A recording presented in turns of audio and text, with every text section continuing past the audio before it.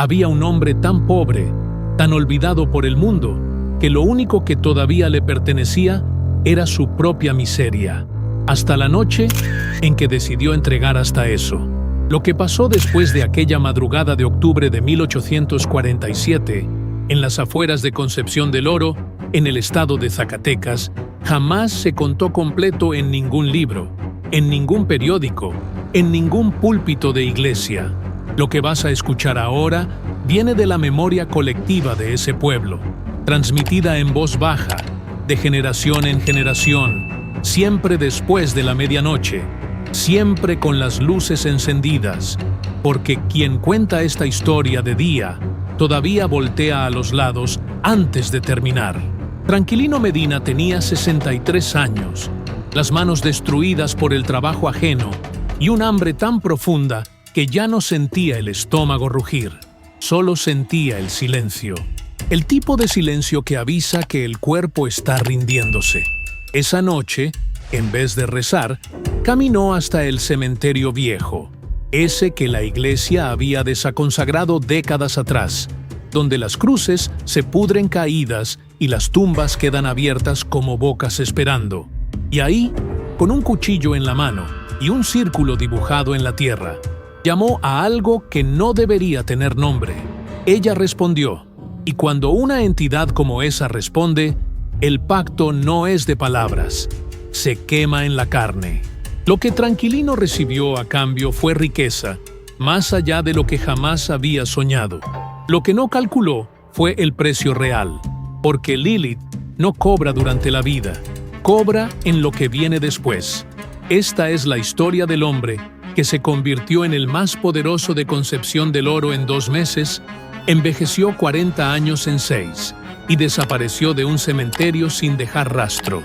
Hasta hoy, dicen los más viejos del pueblo, cuando la luna está llena y rojiza, se puede ver una figura caminando entre las lápidas caídas junto a una mujer de vestido negro y cabellos que arrastran por el suelo, y detrás de ellos, en silencio absoluto, decenas de sombras que algún día fueron gente desesperada, igual que tú, igual que yo, que también creyeron que podían hacer un trato con la oscuridad y salir ilesos. Nadie sale ileso. Antes de continuar, necesito pedirte algo, y no es cualquier cosa. Si estás escuchando esto ahora, de día, de madrugada, con las luces encendidas o en la oscuridad del cuarto, ya eres parte de esta historia, porque algunas historias no solo se cuentan, se sienten, y esta se va a quedar contigo. Entonces, si tu piel ya empezó a erizarse, dale like ahorita, no por el algoritmo, no por el canal. Hazlo porque sabes, en el fondo, que esta historia merece ser escuchada por más gente. ¿Hay alguien en tu lista de contactos que ame el terror de verdad? Mándale este video ahora mismo, sin avisarle. Déjalo descubrir solo a las 3 de la mañana.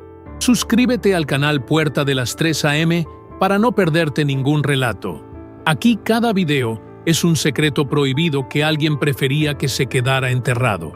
Y en los comentarios, cuéntame, ¿de qué país, ciudad o estado nos estás escuchando ahorita? ¿Has vivido algo que no puedes explicar? ¿Has despertado exactamente a las 3 de la mañana sin ningún motivo? ¿Con la sensación de que había alguien en el cuarto? Cuéntame, porque la próxima historia puede ser la tuya, y tal vez ya lo está siendo. Ahora, volvamos a Concepción del Oro, al año de 1847, a un hombre que ya no tenía nada que perder, y fue exactamente eso lo que lo perdió. Concepción del Oro es un municipio del estado de Zacatecas, enclavado en el noreste de México, en una región que en el siglo XIX era prácticamente el fin del mundo conocido. Para llegar hasta allá, viajeros y trabajadores cruzaban días de caminos de tierra, rodeados de monte seco, cactus y un silencio pesado que los más antiguos llamaban el silencio de las minas, porque era el mismo silencio que se instalaba cuando un túnel se derrumbaba y se tragaba a los trabajadores adentro. La tierra de Zacatecas fue construida sobre plata, sobre sudor y sobre muerte. Cada hacienda próspera que existía en aquella época tenía, bajo sus cimientos, la historia de cientos de hombres que nunca vieron el color del dinero que ayudaron a extraer. El año de 1847 era uno de los más oscuros de la historia mexicana. El país estaba en guerra con los Estados Unidos. La guerra México-americana consumía recursos, hombres y esperanza.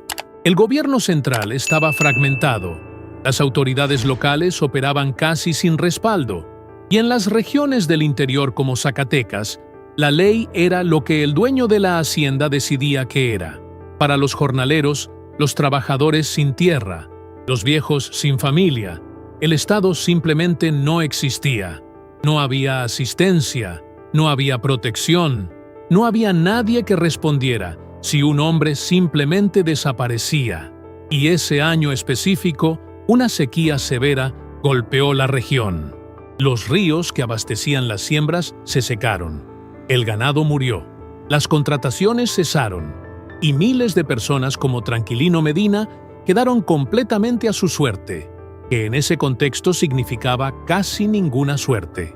Concepción del Oro tenía, en aquella época, una característica que la diferenciaba de los otros poblados de la región: la presencia constante de trabajadores europeos en las minas locales, principalmente españoles y algunos alemanes, que llegaban con contratos de trabajo técnico y traían consigo, además de las herramientas, un bagaje cultural distinto.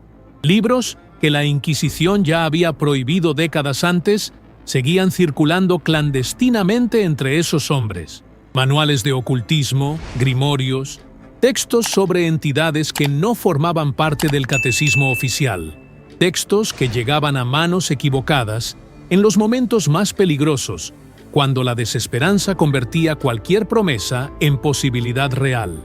Fue en ese ambiente de miseria, ausencia del Estado, sincretismo forzado y desesperación silenciosa, donde la historia de Tranquilino Medina encontró su terreno más fértil. Tranquilino Medina no era el tipo de hombre que las historias suelen elegir como protagonista. No era joven, no era ambicioso, no tenía enemigos poderosos ni secretos oscuros guardados por décadas. Era simplemente un hombre gastado. 63 años vividos completamente al servicio de otros, sin acumular nada más que cicatrices en las manos y una curvatura en la espalda, que los más jóvenes del pueblo usaban como referencia de cuánto el trabajo duro podía doblar a un ser humano. Quienes lo conocían describían a un hombre de pocas palabras, de mirada baja, que saludaba con un movimiento de cabeza y nunca le pedía nada a nadie, no por orgullo, sino porque había aprendido desde chico que pedir era inútil.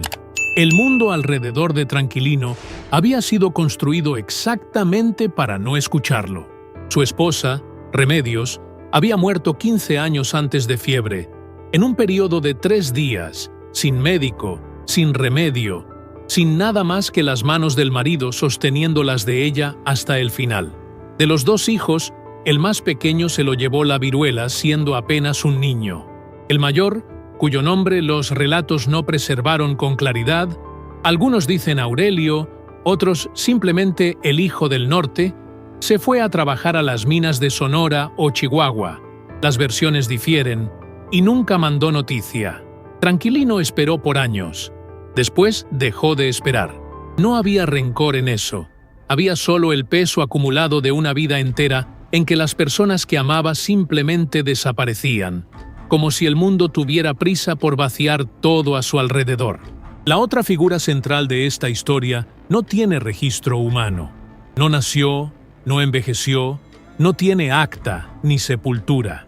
Lilith, o Lilith, como aparecía escrita en los textos que circulaban clandestinamente por las minas de Zacatecas, es una de las entidades más antiguas de la tradición ocultista, presente en textos hebreos prebíblicos, en la cábala medieval y en los grimorios europeos que llegaron al México colonial en las maletas de los trabajadores extranjeros. En esos textos, ella no es solo un demonio, es una fuerza anterior al orden establecido, una entidad que representa la rebeldía contra la sumisión, la noche como territorio propio y el pacto como moneda de cambio absoluta.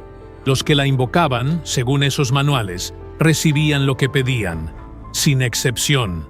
Pero el cobro, decían los más experimentados en artes prohibidas, jamás llegaba cuando el invocador lo esperaba, y jamás tenía la forma que él imaginaba. En el caso de Tranquilino Medina, no fue diferente. Lo primero que los vecinos de Concepción del Oro notaron no fue la riqueza repentina, fue el caballo. Un animal así no pertenecía a esa parte del mundo. Negro absoluto, sin una sola mancha, con las crines peinadas como si acabara de salir de una hacienda de gente fina de la capital.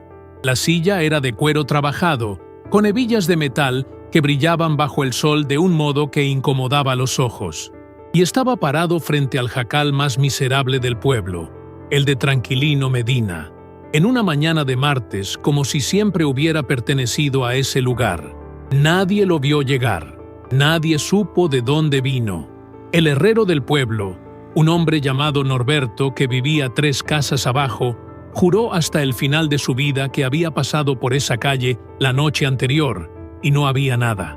Ningún animal, ninguna silla, ningún rastro en la tierra seca.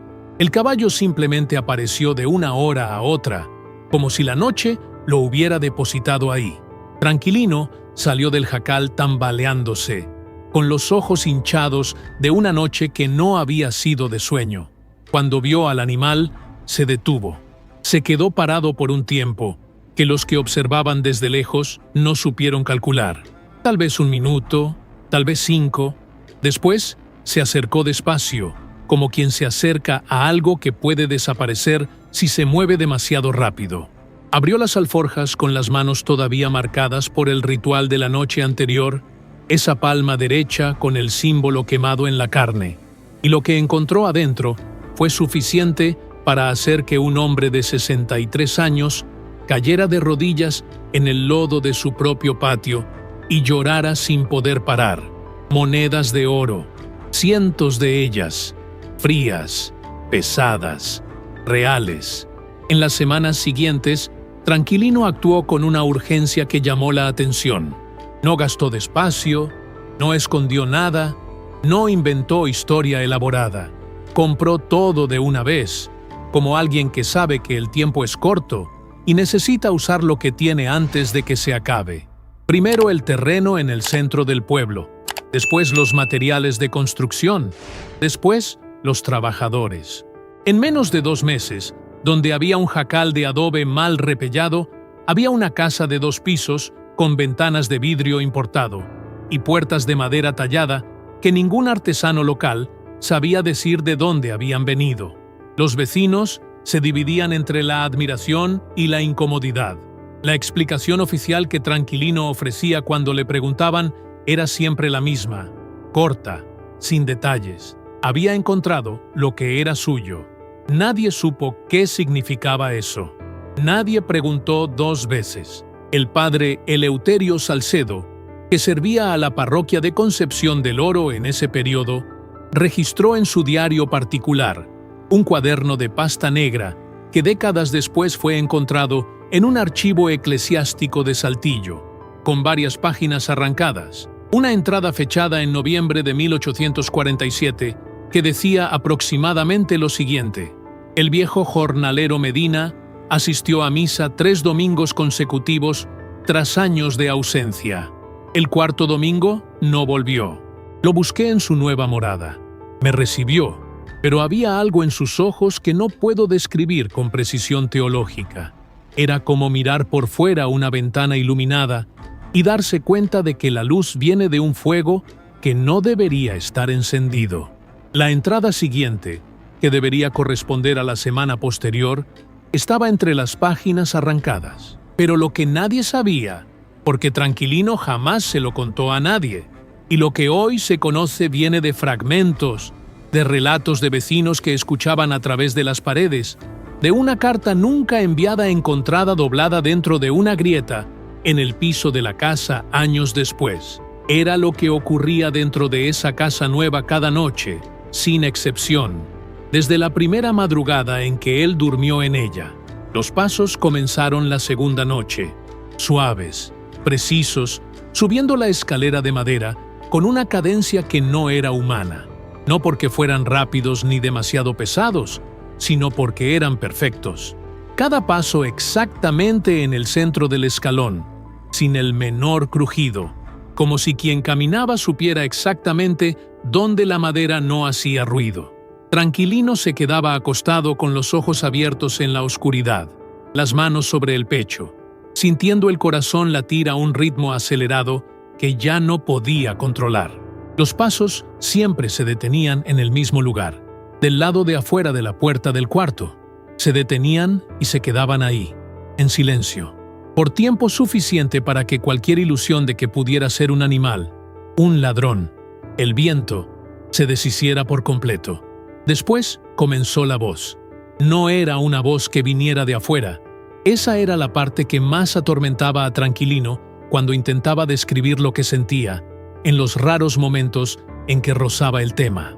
La voz no entraba por los oídos, simplemente aparecía dentro de la cabeza, como si siempre hubiera estado ahí y él apenas ahora le estuviera prestando atención.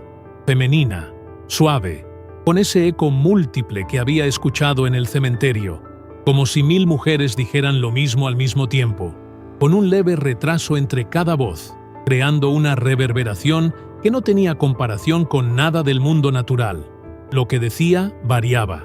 A veces eran instrucciones, dónde invertir, a quién prestarle dinero, a quién cobrarle favores. Los negocios de Tranquilino prosperaban exactamente en la medida en que seguía esas orientaciones nocturnas, sin cuestionar, sin dudar. A veces eran solo palabras sueltas, nombres que no reconocía, lugares que nunca había visitado, fechas que no tenían ningún sentido. Y a veces, en las noches de luna llena, cuando el cuarto quedaba iluminado por esa luz blanca y fría que entraba por la ventana, la voz no decía nada, solo respiraba. Fue en una de esas noches que Tranquilino, incapaz de soportar el silencio de esa respiración, encendió una vela y miró hacia el pie de la cama. Ella estaba ahí, no del lado de afuera de la puerta, no en las escaleras, no en el pasillo. Estaba sentada en la orilla del colchón, exactamente como había estado en el cementerio, con ese vestido que parecía hecho de sombra comprimida y el cabello negro cayendo por el lado de la cama hasta el suelo. No se movió cuando él encendió la vela. No volteó el rostro. Se quedó mirando la pared opuesta con esos ojos que no tenían color, que no tenían fondo, que absorbían la luz de la llama sin reflejar nada de regreso. Y dijo, con esa voz de 1000 voces, sin voltear hacia él: «Estás envejeciendo más rápido de lo que deberías, Tranquilino. Eso es normal. Es el precio del tiempo que tomaste prestado». Tranquilino miró sus propias manos a la luz de la vela y se dio cuenta de que ella tenía razón. Las manos que había lavado esa mañana eran las manos de un hombre de 63 años. Las manos que veía ahora a la luz de la llama temblorosa parecían tener 80. La piel estaba más delgada, más apergaminada, con manchas que no estaban ahí la semana anterior. Levantó los ojos hacia el espejo que había mandado instalar en la pared del cuarto, un espejo grande, de marco dorado, que había comprado a un comerciante español que pasaba por la región, y lo que vio lo hizo soltar la vela. La llama se apagó en el suelo.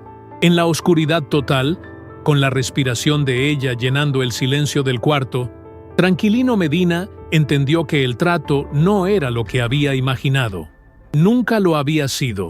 La marca en su palma, que los primeros días tenía el tamaño de una moneda, ahora subía por la muñeca, por el antebrazo, llegaba casi hasta el codo, oscura como brasa, caliente como fiebre constante, pulsando con un ritmo propio que no acompañaba al corazón. Por las noches, cuando la casa quedaba en silencio, se podía ver la marca brillar levemente en la oscuridad, no con luz, sino con una ausencia de sombra que era todavía más perturbadora que cualquier claridad. Los trabajadores que Tranquilino había contratado para sus negocios comenzaron a renunciar sin explicación. Primero uno, después dos, después en grupos. Cuando se les presionaba, decían cosas vagas, que la casa tenía un olor que no se iba, que a veces veían bultos en las ventanas del segundo piso cuando el patrón no estaba, que los animales se negaban a pasar frente a la propiedad después del atardecer. Una mujer contratada para cocinar y limpiar duró apenas 4 días. En la mañana del quinto, sus familiares la encontraron sentada en el umbral de su propia casa, con los ojos abiertos, repitiendo en voz baja el mismo número en loop: 3, 3, 3, sin poder explicar lo que había visto. Nunca más volvió a trabajar para nadie, y Tranquilino seguía envejeciendo. Necesito pausar aquí un momento, porque sé que hay gente escuchando esto ahorita en la oscuridad, con los audífonos puestos, y ya tiene la mano en el apagador sin admitírselo a sí misma. Está bien, esta historia fue hecha exactamente para eso. Si llegaste hasta aquí, ya sabes que lo que le pasó a Tranquilino no fue suerte, no fue locura, y no fue coincidencia, fue un acuerdo. Y los acuerdos como ese tienen una característica que nadie avisa a la hora de firmar. Siempre parecen valer la pena al principio. El problema es lo que viene después del principio. Antes de continuar, hazme un favor. Suscríbete al canal ahorita si todavía no lo has hecho. Aquí en Puerta de las 3 a.m., cada historia que escuchas fue guardada por años, pasada de boca en boca con miedo de contarse en voz alta, y nosotros la traemos completa, con todos los detalles que otros prefieren omitir. Activa la campanita también, porque algunas historias solo podemos contarlas en una frecuencia específica, y no vas a querer perderte la siguiente. En los comentarios, cuéntame, ¿alguna vez despertaste a las 3 de la mañana sin ningún motivo? Esa sensación de que algo te llamó, pero cuando abres los ojos, no hay nada.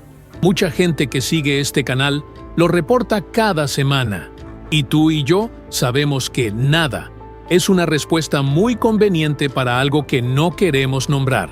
Ahora volvamos a Concepción del Oro, porque Tranquilino está envejeciendo, la marca está subiendo por el brazo, y afuera, la luna se está poniendo llena. Y cuando esa luna quede completamente llena y roja en el cielo de diciembre de 1847, ella va a cobrar lo que es suyo. Era la noche del 18 de diciembre de 1847.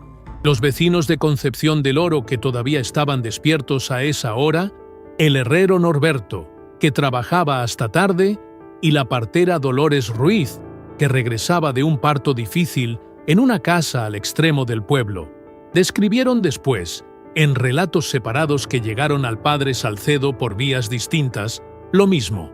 La luna estaba roja, no el rojo anaranjado de cuando la luna sale baja en el horizonte, un rojo oscuro, casi café, como coágulo, el tipo de luna que los más viejos del norte de Zacatecas llamaban luna de cobro, la luna que viene a buscar lo que se le debe. Tranquilino había ido a dormir temprano, cosa rara en ese periodo. En las semanas anteriores prácticamente no dormía. Se quedaba sentado en la silla del estudio del segundo piso, con los ojos abiertos, mirando la pared, en un estado que sus pocos empleados restantes describían como ni despierto ni dormido, sino en algún lugar entre los dos que no tiene nombre. Esa noche, sin embargo, algo fue diferente. Subió las escaleras antes del atardecer, se acostó en la cama vestido, con los zapatos todavía puestos, y cerró los ojos como alguien que sabe que no va a despertar de la misma forma en que se durmió. A las 3 de la mañana en punto, la campana de la iglesia de Concepción del Oro tocó. No era hora de campana. El padre Salcedo, cuando lo interrogaron al día siguiente, juró que no había mandado tocar. El sacristán juró lo mismo.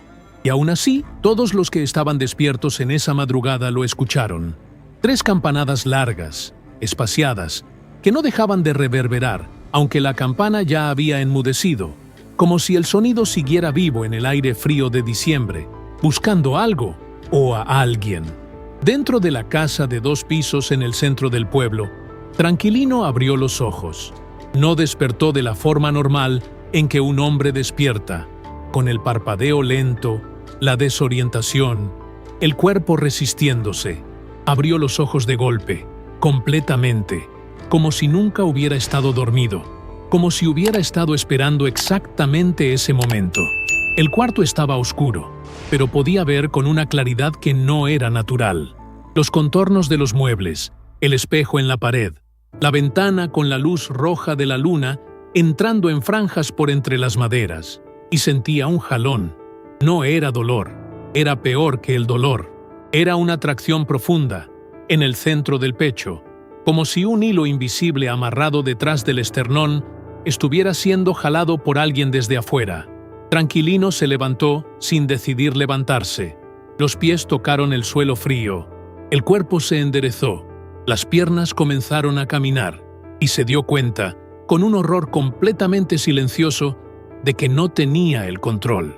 Estaba dentro de su propio cuerpo como pasajero, observando sus pies cruzar el cuarto, sus manos abrir la puerta, sus pasos bajar las escaleras con esa misma precisión perfecta que había escuchado tantas noches subir. La puerta de entrada se abrió sola antes de que él llegara a ella. El aire de diciembre en Zacatecas corta. Es un frío seco, de altura, que entra a los pulmones como metal. Tranquilino salió descalzo, en ropa de dormir, y no sintió el frío. No sentía nada físico. Solo sentía el hilo en el pecho, jalando, y sus pies obedeciendo sin consultar la voluntad que le había quedado adentro. El pueblo estaba completamente vacío y completamente silencioso. Ningún perro ladrando, ningún caballo moviéndose en los establos, ninguna ventana iluminada. Era como si Concepción del Oro entero hubiera sido vaciado esa noche, dejando solo a ese hombre viejo caminando descalzo por las calles de tierra, en dirección al único lugar hacia donde ese hilo siempre había apuntado. El cementerio viejo quedaba al otro lado del río seco, más allá de una bajada de piedras que de día ya era difícil de negociar y de noche era casi imposible. Tranquilino bajó sin tropezar, sin dudar, sin mirar los pies. Cruzó el cauce seco del río sobre las piedras blancas que brillaban con la luz de la luna roja, subió la orilla opuesta y se detuvo frente al portón de hierro enmohecido del cementerio abandonado, ese que la iglesia había desaconsagrado décadas atrás, donde nadie entraba desde que un grupo de niños había desaparecido por unas horas una tarde de domingo y regresado sin poder explicar dónde habían estado. El portón estaba abierto. Entró. El cementerio viejo de Concepción del Oro no era grande, pero sí denso. Cruces caídas, lápidas sin nombre, tierra removida en lugares donde no debería haber remoción. La vegetación crecía en patrones extraños. En algunos puntos no había nada, ni una mala hierba, como si el suelo rechazara cualquier forma de vida. En otros, plantas oscuras y gruesas brotaban en círculos perfectos que los pocos que todavía se aventuraban por ahí de día nunca lograban explicar. Tranquilino cruzó todo eso sin mirar a los lados, guiado por el hilo que lo llevaba directamente al centro del cementerio, hasta la lápida sin nombre donde todo había comenzado 2 meses antes. Ella estaba ahí, pero esta vez era diferente. Lilith estaba de pie, no sentada, y había algo en su postura esa noche que Tranquilino nunca había sentido antes en las visitas al cuarto. Una finalidad, como la diferencia entre alguien esperando y alguien que ya llegó. Llevaba el mismo vestido de sombra, el mismo cabello que tocaba el suelo, los mismos ojos sin fondo, pero a su alrededor, esta vez, había figuras. Tranquilino las contó después, en la única vez que habló de esa noche, en una confesión susurrada a un hombre llamado Refugio Talamantes, que era curandero y no padre, y que no estaba obligado a guardar silencio sobre lo que escuchó. Había por lo menos 40 figuras, sombras con forma humana, algunas altas, algunas bajas, algunas encorvadas como quien carga un peso, todas absolutamente inmóviles, todas con lo que parecían ser rostros vueltos hacia él. No tenían ojos visibles, no tenían expresión detectable, pero Tranquilino dijo que sabía, con una certeza que venía de algún lugar más allá de la razón, que todas lo estaban mirando. y que todas lo reconocían. «Es tu hora, Tranquilino», dijo ella, no como amenaza, como hecho. Cayó de rodillas por segunda vez en ese cementerio, exactamente como había caído 2 meses antes, pero esta vez no había desesperación en la caída, había agotamiento. El tipo de agotamiento de quien luchó contra algo inevitable el tiempo suficiente para entender que la lucha nunca tuvo propósito. «Yo no sabía», susurró él. No sabía que sería así. Lilith se agachó hasta quedar a la altura de su rostro, y Tranquilino vio lo que ella realmente era. No una entidad con forma, no un demonio con nombre, sino algo anterior a todo eso. Algo que existía antes de que hubiera lenguaje para nombrar qué era el día y qué era la noche, antes de que hubiera distinción entre lo que vivía y lo que no vivía, algo para lo cual nunca tendría palabras suficientes aunque viviera 100 años más. «Tú sabías», dijo ella, con esa voz de 1000 voces sonando ahora extrañamente gentil. «Todos saben, por eso la mayoría no llama. Tú llamaste porque ya no tenías nada que perder, y cuando no se tiene nada que perder, hasta la verdad se vuelve aceptable». A las 3:15 de la madrugada del 18 de diciembre de 1847, algo ocurrió en el cementerio viejo de Concepción del Oro que ningún testigo vio directamente, porque no había testigos adentro. El herrero Norberto, que había salido a ver la luna roja y se había quedado parado en el puente sobre el río seco, por razones que él mismo no supo explicar después, dijo que a las 3:15 en punto escuchó un sonido, no un grito, no un llanto, un sonido que describió el resto de su vida como el ruido que hace cuando alguien sopla una vela y la llama desaparece, pero amplificado hasta el tamaño del mundo, un chasquido suave, breve, definitivo, y después silencio absoluto. El tipo de silencio que no es ausencia de ruido, es presencia de algo que se tragó el ruido y no lo devolvió. La luna roja se quedó fija en el cielo por otra hora antes de comenzar a descender, y Tranquilino Medina no volvió a casa esa noche.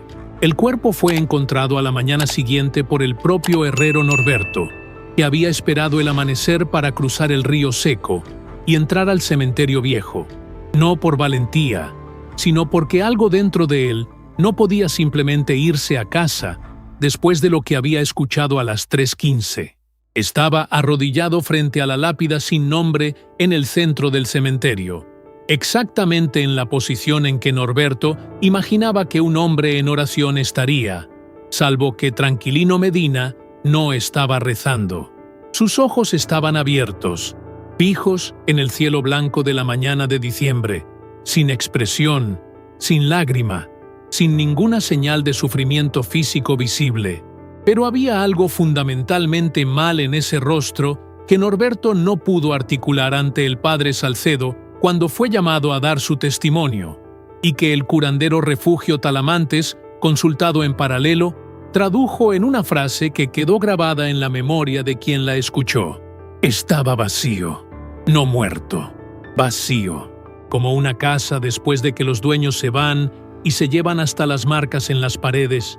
En la palma derecha de Tranquilino, donde la marca había crecido y subido por el brazo durante semanas, ya no había nada. La piel estaba lisa, sin cicatriz, sin quemadura, sin ningún vestigio del símbolo que múltiples personas habían visto con sus propios ojos. En el lugar de la marca, sin embargo, había una quemadura nueva, profunda, precisa, del tamaño de un pulgar, exactamente en el centro de la palma. Una quemadura que los médicos llamados desde Saltillo, días después, no pudieron clasificar dentro de ninguna categoría conocida de lesión térmica. La herida no tenía bordes irregulares como una quemadura común. Era perfectamente circular, con los márgenes tan definidos que parecían haber sido hechos con un instrumento, no con calor, y llegaba hasta el hueso. El padre Salcedo llegó al cementerio viejo aproximadamente 1 hora después de Norberto, acompañado del sacristán y de 2 hombres del pueblo que habían sido despertados con la noticia. Lo que encontró lo hizo retroceder 3 pasos antes de poder volver a acercarse. En su diario, en las páginas que no fueron arrancadas, escribió: «El hombre respiraba. Eso es lo que hacía todo insoportable. No era un cadáver, era un hombre vivo, con el pecho subiendo y bajando, con pulso en las venas del cuello. Pero lo que había dentro de ese cuerpo ya no era Tranquilino Medina. Soy sacerdote desde hace 22 años. He estado con moribundos, con locos, con personas en agonía profunda. Sé cómo reconocer a un ser humano en los ojos de alguien. Ahí no había nada que reconocer». Salcedo intentó la extrema unción. Cuando tocó la frente de Tranquilino con el óleo sagrado, retiró la mano como si hubiera tocado una plancha caliente, aunque su piel no mostraba ninguna marca. No completó el ritual. Salió del cementerio sin mirar atrás y no regresó. Las autoridades municipales fueron notificadas ese mismo día. Un alcalde llamado Victoriano Pons, de origen catalán, que administraba Concepción del Oro con el pragmatismo de quien prefería que los problemas no existieran a tener que resolverlos. Pons mandó a 2 hombres a buscar a Tranquilino y llevarlo a la casa.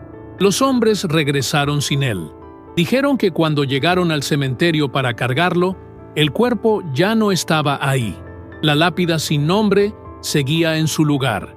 El suelo alrededor mostraba las marcas de las rodillas en la tierra. 2 depresiones profundas, simétricas, pero Tranquilino había desaparecido. Pons mandó buscar. Buscaron por 3 días en el pueblo, en los caminos alrededor, en las minas abandonadas, en el cauce del río Seco. No encontraron nada. El registro oficial levantado por Victoriano Pons en diciembre de 1847 clasificó el caso como desaparición por causas no determinadas, posiblemente relacionadas con enfermedad mental progresiva, que era la forma que las autoridades de la época tenían de archivar lo que no querían examinar con cuidado. La casa de 2 pisos fue clausurada por orden del alcalde, que argumentaba cuestiones de inventario y herencia ante la ausencia del propietario. Pero la verdad que circulaba en los pasillos del pueblo con la velocidad que solo los secretos mal guardados alcanzan era que ninguno de los hombres de Pons había aceptado entrar al inmueble después de la desaparición del dueño. El primero que lo intentó, un joven llamado Casimiro, que trabajó como guardia municipal por menos de 1 año antes de pedir su baja y mudarse a Monterrey sin dar explicaciones, dijo que al empujar la puerta de entrada, sintió una resistencia que no era física. No estaba cerrada con llave. No había nada bloqueando la entrada. Era como empujar contra una presión de aire que venía de adentro, constante, deliberada, como la respiración de algo enorme del otro lado de una ventana. Casimiro no entró. Cerró la puerta, puso el sello exterior y se fue sin completar el informe que le habían asignado. En las semanas siguientes, la fortuna de Tranquilino comenzó a deshacerse, no de forma gradual, no como una quiebra normal, donde los bienes se van liquidando uno a uno, de forma literal. Las monedas de oro que había depositado con un comerciante de confianza del pueblo fueron encontradas una mañana convertidas en piedras comunes, del tipo que se encuentra en el cauce del río Seco, sin ningún valor. El comerciante, un hombre llamado Epifanio Guerrero, que había sido testigo personal de la calidad del oro cuando recibió el depósito, quedó tan perturbado con lo que encontró que vendió su negocio el mes siguiente y se mudó a la Ciudad de México, donde abrió una pequeña tienda de telas y nunca más habló de Concepción del Oro el resto de su vida. Las tierras que Tranquilino había comprado se secaron de un año para otro. En una región que ya era árida, esas parcelas específicas se volvieron completamente estériles, sin que ningún agrónomo o trabajador del campo consultado pudiera identificar una causa natural para la esterilidad total del suelo. Siguen así hasta hoy. La casa fue la última en ceder. Por casi 8 meses después de la desaparición de Tranquilino, se mantuvo de pie, clausurada, mientras el pueblo a su alrededor seguía su vida con esa normalidad forzada que las comunidades adoptan cuando algo innombrable ocurre demasiado cerca para ser confrontado. Los niños no pasaban por esa calle. Los perros desviaban el camino a partir de una distancia específica, siempre la misma, como si hubiera un perímetro invisible que los animales podían sentir y los humanos no. Y cada noche, sin excepción, según múltiples vecinos que vivían en las casas de al lado, se podían escuchar pasos en el segundo piso. Esos pasos precisos, perfectos, que no hacían crujir la madera, subiendo y bajando la escalera entre medianoche y las 3 de la mañana. En agosto de 1848, la casa se derrumbó. No había viento fuerte esa noche, no había lluvia, no había ninguna razón estructural identificable. Las paredes simplemente cedieron hacia adentro, como si toda la construcción hubiera exhalado un último suspiro y decidido tumbarse. Lo que los vecinos encontraron entre los escombros al día siguiente fue descrito por todos los que lo vieron como profundamente perturbador, no por lo que estaba ahí, sino por lo que no estaba. Una casa de ese tamaño, con ese nivel de acabado, debería haber producido una cantidad sustancial de escombros, muebles rotos, objetos personales, fragmentos de vidrio de las ventanas importadas, pedazos de las puertas de madera tallada. Los restos eran casi nulos, como si la casa, al derrumbarse, se hubiera llevado consigo todo lo que había adentro, o como si nunca hubiera habido nada adentro para empezar. En el centro del terreno limpio que quedó, exactamente donde el curandero Refugio Talamantes calculaba que estaba el cuarto de Tranquilino, en el segundo piso, había una marca en el suelo, circular, perfecta, con el diámetro de un hombre acostado. La tierra dentro del círculo estaba quemada hasta una profundidad que los que intentaron medir nunca llegaron al fondo. Nadie construyó sobre ese terreno. Nadie lo intentó. El terreno donde estaba la casa de Tranquilino Medina todavía existe en Concepción del Oro. No es difícil de encontrar. Está en el centro histórico del municipio, en una calle que los vecinos más antiguos todavía llaman por el apodo que ganó décadas después de la desaparición y que ningún documento oficial registra con ese nombre, pero que todo el que nació ahí conoce: la calle del que vendió, sin complemento, sin explicación adicional. Quien necesita preguntar qué fue lo que se vendió no es de ahí. El terreno está rodeado por un muro bajo de adobe, que nadie construyó con esa intención. Fue creciendo con los años por iniciativa colectiva y silenciosa de los vecinos, como si cada generación sintiera la necesidad de poner una capa más de separación entre la vida cotidiana y ese rectángulo de tierra que rechaza cualquier cosa que intente crecer sobre él. Dentro del muro, nada. Ni maleza, ni piedra suelta, ni insecto visible. Solo la tierra oscura y el círculo quemado en el centro, que, según los vecinos que todavía están dispuestos a hablar de eso, no ha disminuido ni un centímetro en casi 180 años. El cementerio viejo sigue existiendo también, del otro lado del río seco, que se secó definitivamente en algún momento del inicio del siglo XX y no ha vuelto a tener agua desde entonces.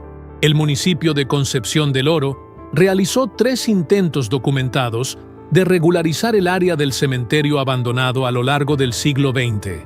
Uno en la década de 1940, otro en los años 70 y el más reciente en 1998. Los 3 fueron interrumpidos antes de concluirse. Los registros municipales de los 2 primeros intentos son vagos sobre los motivos. Usan términos como impedimentos técnicos y revisión de prioridades presupuestales, que no dicen nada y parecen diseñados exactamente para no decir nada. El registro del intento de 1998 es más específico, porque uno de los trabajadores contratados para la limpieza del terreno dio una entrevista a un periódico regional de Saltillo que circuló por unos días antes de ser olvidada, como pasa con todas las historias que incomodan demasiado para tener larga vida en los medios. El hombre dijo que en la segunda mañana de trabajo, al llegar al cementerio a las 7 de la mañana con el equipo, encontraron todas las herramientas dejadas el día anterior: azadones, palas, equipos de medición, organizadas en círculo alrededor de la lápida sin nombre en el centro del cementerio, perfectamente organizadas, con la misma precisión geométrica, como si alguien hubiera pasado la noche entera disponiendo cada objeto en el ángulo exacto. Ninguna cámara había sido instalada todavía. Ninguna explicación fue encontrada. El equipo no volvió al día siguiente, y el proyecto fue archivado sin fecha de retomada. La lápida sin nombre sigue en su lugar. Investigadores de historia regional que intentaron identificar a quién pertenecía esa sepultura, si es que le pertenecía a alguien, si había sido construida con esa finalidad o si ya estaba ahí cuando se estableció el cementerio, no llegaron a ninguna conclusión. Los registros eclesiásticos de concepción del oro del siglo XIX están incompletos, con lagunas que el propio Archivo Diocesano de Zacatecas atribuye a pérdidas por deterioro y conflictos armados del período. El período en cuestión coincide exactamente con los años entre 1840 y 1855, que es exactamente cuando todo esto ocurrió. Si existe alguna documentación más detallada sobre el caso de Tranquilino Medina en algún archivo eclesiástico o municipal, no ha sido localizada por ninguna investigación conocida, o no ha sido hecha pública. El diario del padre Eleuterio Salcedo, ese cuaderno de pasta negra con las páginas arrancadas, fue encontrado en 1923 en un archivo eclesiástico de Saltillo por un seminarista llamado Rodrigo Becerra, que hacía investigación sobre historia religiosa del norte de México para su tesis de ordenación. Becerra copió a mano las entradas que pudo leer y envió la copia a un profesor de historia en la Ciudad de México, junto con una carta que describía el estado del documento original y sus impresiones sobre el contenido. El profesor recibió la carta y la copia. Respondió brevemente agradeciendo y diciendo que analizaría el material. Cuando Becerra, meses después, preguntó por noticias del análisis, el profesor dijo que no había recibido ninguna carta ni ninguna copia. La correspondencia había desaparecido entre el remitente y el destinatario, sin explicación postal ni de ningún otro tipo. Becerra reportó el episodio en una nota al pie de su tesis, que fue aprobada, archivada y nunca publicada. El cuaderno original de Salcedo no volvió a ser localizado en el archivo de Saltillo después de 1923. El funcionario del archivo, que habría sido responsable del documento en ese periodo, murió en 1931, y sus registros personales de trabajo no fueron conservados. Pero lo que ningún documento, ningún archivo y ninguna investigación académica puede explicar son los relatos contemporáneos. Siguen llegando. No en torrente, no con la frecuencia suficiente para atraer atención nacional o convertirse en noticia de gran circulación, pero con la regularidad silenciosa de algo que no terminó, que solo cambió de velocidad. Vecinos que crecieron en las casas cercanas al terreno de la antigua residencia de Tranquilino describen en foros de historia local y en conversaciones grabadas por investigadores independientes a lo largo de los años 2000 y 2010, variaciones del mismo fenómeno. En las noches de luna llena, especialmente cuando la luna está baja y rojiza, se pueden escuchar pasos en la calle vacía frente al terreno. Pasos que no tienen dueño visible, que suben y bajan la calle con un ritmo constante, perfecto, sin el menor desvío, como alguien que conoce el camino de memoria y no necesita mirar hacia dónde va. Una mujer llamada Esperanza Villarreal, nacida en Concepción del Oro en 1954 y que vivió toda su vida a 2 casas del terreno maldito, dio un testimonio en video en 2019 que circuló discretamente en grupos de investigación paranormal mexicana, antes de ser eliminado de la plataforma original sin explicación. En él, describía una noche de noviembre. No recordaba el año exacto. Dijo que fue cuando mi hijo más chico todavía era pequeño, así que en los 80 o principios de los 90, en que despertó a las 3 de la mañana con la certeza de que había alguien en el cuarto. No había nadie, pero la ventana que daba a la calle estaba abierta, y afuera vio, con toda la claridad que permite la luna llena, una figura caminando despacio en dirección al terreno. Alta, de ropa oscura, con algo que parecía cabello muy largo moviéndose con cada paso. Junto a la figura, ligeramente atrás, había otra, más pequeña, encorvada, que caminaba con la cabeza baja, como alguien que sigue sin tener opción. Y detrás de los dos, en fila irregular pero constante, había otras formas oscuras que Esperanza dijo no poder contar, porque, entre más intentaba enfocarlas, más parecían disolverse en la orilla del ojo. Cuando las figuras llegaron al muro bajo del terreno, no se detuvieron, no desviaron, no buscaron entrada. Simplemente atravesaron el adobe como si no existiera, como quien regresa a casa después de un paseo, y desaparecieron en el interior oscuro del terreno sin dejar rastro. Esperanza cerró la ventana, fue a despertar a su marido y se quedó con la luz encendida hasta el amanecer. Nunca se mudó. ¿A dónde me iba a ir?, dijo en el testimonio, con esa serenidad específica de quien convivió con algo inexplicable el tiempo suficiente para dejar de tener miedo y empezar a tener solo respeto. Esto siempre ha estado aquí. Va a seguir estando mucho después de mí. Uno aprende a no provocar y a cerrar la ventana cuando la luna está roja. El curandero Refugio Talamantes, aquel hombre a quien Tranquilino había confiado su única confesión completa sobre lo que había pasado en el cementerio, vivió hasta los 90 y tantos años y murió en Concepción del Oro, en una fecha que los registros civiles de la época no conservaron con precisión. Pero antes de morir, según la tradición oral que sus descendientes mantienen, les dijo a sus hijos y nietos algo que fue pasado de generación en generación, con la fidelidad que las familias reservan para lo que consideran verdaderamente importante. El error de Tranquilino no fue llamar, fue creer que tenía derecho a negociar los términos. Con ciertas fuerzas no se negocia. Se pide o no se pide. Y si se pide, se sabe que el precio es todo. No una parte, no la mitad, todo. Él lo sabía cuando fue al cementerio. Y fue de todas formas. Esa es la parte que nadie quiere entender, que en el fondo de la desesperación de verdad, uno acepta cualquier cosa. Y es exactamente eso lo que ciertas presencias esperan. El nombre de Tranquilino Medina no aparece en ningún registro de defunción de Concepción del Oro. No hay acta de defunción. No hay registro de entierro. No hay inventario de bienes procesado por ausencia. Para el Estado mexicano, simplemente dejó de existir en algún momento del final de 1847, sin que el mundo burocrático se tomara la molestia de registrar cómo. Hay una entrada en un libro de registros municipales de 1848 que menciona la resolución del caso del vecino Medina, sin especificar cuál fue la resolución. La página siguiente del libro está en blanco, cuando debería contener la continuación de los registros de esa semana.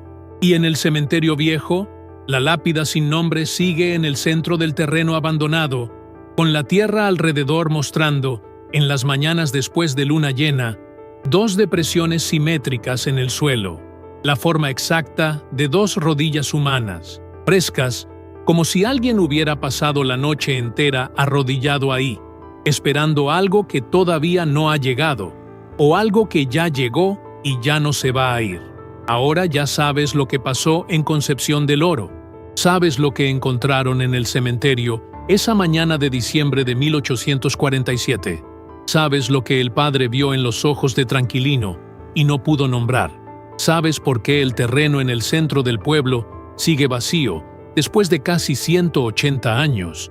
¿Por qué la lápida sin nombre nunca fue removida? ¿Por qué los vecinos cierran las ventanas cuando la luna se pone roja? Escuchaste lo que casi nadie escuchó completo, porque esta historia siempre se corta a la mitad, siempre pierde un pedazo, siempre tiene una parte que alguien prefirió no contar. Aquí en Puerta de las 3 a.m. contamos todo, del principio al fin, sin cortar lo que incomoda. Y ahora que llegaste hasta el final, necesito pedirte algo.